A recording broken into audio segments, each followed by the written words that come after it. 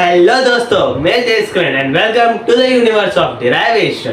तो आज हम डिराइव करने वाले हैं इलेक्ट्रिक फ्लक्स से रिलेटेड, जो कि है गॉस लॉ ऑफ इलेक्ट्रोस्टैटिक के बारे में। अभी हम गॉस लॉ इलेक्ट्रोस्टैटिक के स्टेटमेंट को देखने वाले हैं। स्टेटमेंट क्या बोलता है? The electric flux over a closed surface in vacuum is equal to the 1 by epsilon naught times of net charge acting on a closed surface or a surface. Okay, चलो अब हमें देखते हैं कि ये स्टेटमेंट से हमें फॉर्मूला कैसे मिलता। पहले लिख लेते हैं, उसके बाद देख लेते हैं। ओके, चलो स्टेटमेंट क्या है?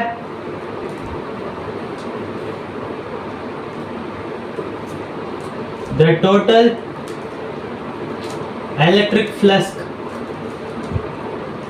the total electric flux, ये electric flux का सिंबल है। Okay, electric flux acting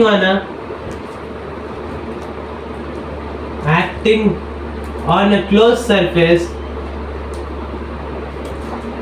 surface in vacuum is equal, जो कि इक्वल है 1 by epsilon times of net charge। Charge हम Q से डिनोट करते हैं। Okay, net charge enclosed by a surface,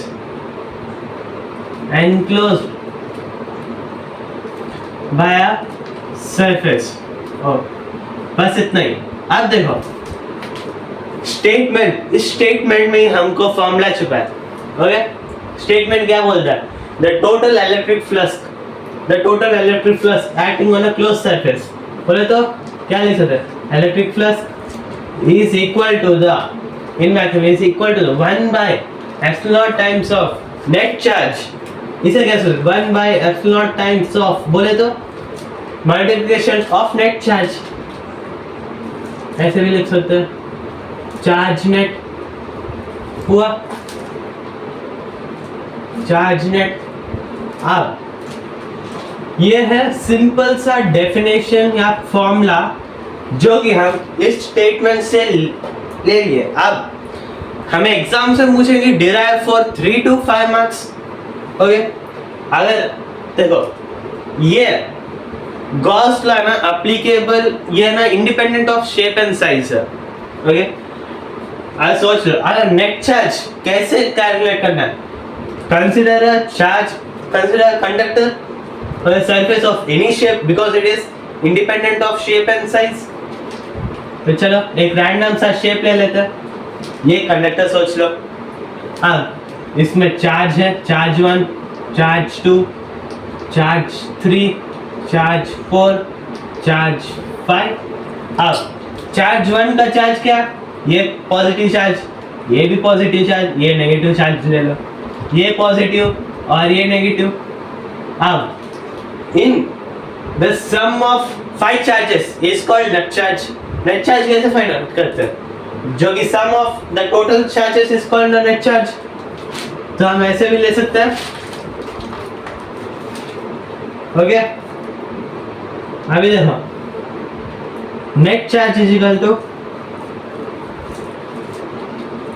charge 1 plus, ये प्लस है, प्लस ये इधर भी प्लस है तो प्लस ले लो। इधर देखो चार्ज 3 पर नेगेटिव चार्ज है तो क्या ले लो? प्लस इंटू माइनस, माइनस ही होगा, माइनस प्लस वापस माइनस, ये होगा हमारा नेट चार्ज। समझ में आया? ये सिंपल सा फॉर्मूला है जो कि हम एक्सट्रैक्ट किए हैं जो स्टेटमेंट से, और ये नेट चार्ज का कैलकुलेशन है। समझ में आया? लिख लो, पॉज करके लिख लो। अभी हम इसके बाद डिराइवेशन करने वाले हैं कि ये चार्ज कैसा है। अभी हम इसे स्टेटमेंट से लिए, अभी हम देख लेते हैं फॉर्मूला से कैसे लेंगे। ये लिख लो। हो गया? तो चलो अब हम डिराइवेशन करते हैं इस फॉर्मूला की। चलो अब मान लो एक ओके, मान लो एक कंडक्टर है जो कि स्पेरिकल शेप में है, तो हम उसका ये निकाल देंगे। ओके, मान लो consider a circle of a consider, okay, diagram से समझते हैं इसको। ये कंडक्टर है जो कि स्पेरिकल के शेप में, पॉइंट चार्ज ये P, ये इसका डिस्टेंस होगा ds, और ये इलेक्ट्रिक फील्ड हुआ। अब आप देखो स्टेटमेंट में किसकी बात कर रही है? Electric flux acting on a close surface, ये क्लोज सरफेस है, acting on a close surface in vacuum. तो हम क्या लिख सकते हैं? Electric flux is equal to, इसका फॉर्मूला क्या है? इलेक्ट्रिक फ्लक्स का फॉर्मूला इंटीग्रेशन EDS ना। इलेक्ट्रिक फ्लक्स का फॉर्मूला क्या है? इंटीग्रेशन ऑफ E बोले तो electric field in a point charge into ds, जो कि डिस्टेंस। तो अब ये देखो दो वेक्टर, ये दोनों वेक्टर है। अगर दो वेक्टर सेम डायरेक्शन में जा रहे हो तो हम उसे क्या लिख सकते हैं? दो वेक्टर सेम डायरेक्शन में जा रहे हो तो क्या लिख सकते हैं? AB cos theta. हाँ, तो इधर भी हुआ, ये लिख लो। If two vectors moving in the same direction, in same direction,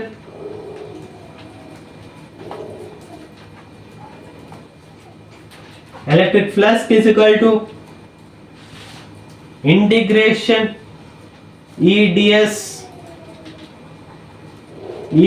cos theta हुआ। इसे इक्वेशन 1।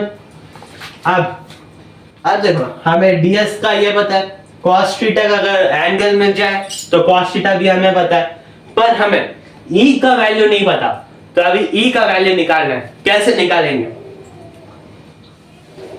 हमें पता है electric field is a point charge का फॉर्मूला जो कि E है। इलेक्ट्रिक फील्ड इन पॉइंट चार्ज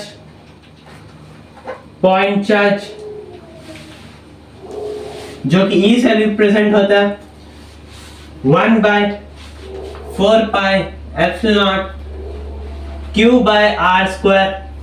ये इक्वेशन 2 ले लेते हैं।